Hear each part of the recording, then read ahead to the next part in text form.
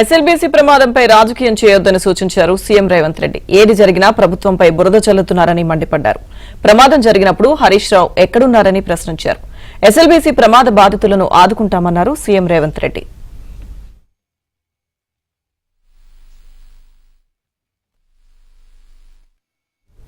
అంతకుముందు SLBC tunnel దగ్గర rescue operation ను పరిశీలించారు సీఎం రేవంత్. సహాయక చర్యలను సీఎం రేవంత్ కు అధికారులు వివరించారు. పవర్ పాయింట్ ప్రెజెంటేషన్ ద్వారా సీఎం రేవంత్ కు అధికారులు వివరించారు. ఇక ఈ సందర్భంగా సీఎం రేవంత్ రెడ్డి కీలక వ్యాఖ్యలు చేశారు. ఎట్టి పరిస్థితుల్లో రెస్క్యూ ఆపరేషన్ కొనసాగాలని అన్నారు. ఇటువంటి ఘటనలు పునరావృతం కాకుండా చూడాలన్నారు.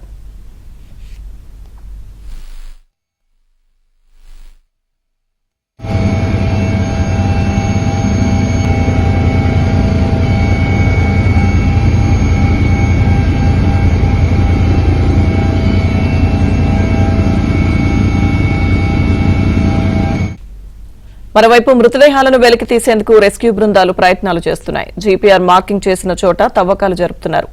2 మీటర్ల లోతులో మృతదేహాలను గుర్తించారు. అయితే నీటి ఊట కారణంగా తవ్వకాలకు ఆటంకం ఏర్పడుతోంది.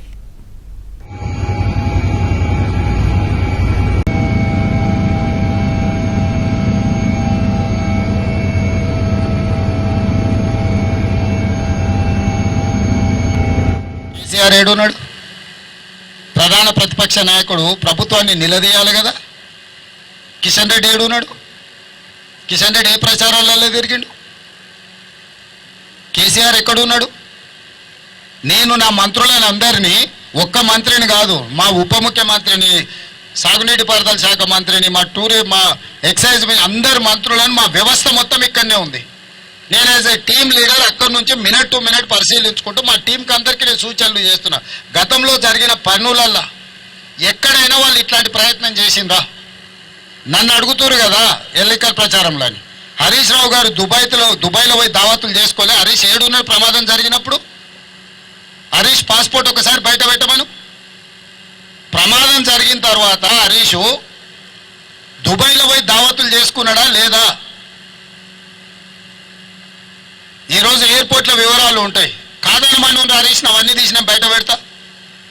అధికారికంగా ప్రభుత్వం నుంచి లేఖ రాస్తా. ఈ ప్రమాదం జరిగిన తర్వాత హరీష్ రావు దుబాయ్కి పోయి అబుదాబిలో 2 రోజులు దావతులలో మునిగి తేలింది హరీష్ రావు కాదని హరీష్ రావు గారిని చెప్పమను.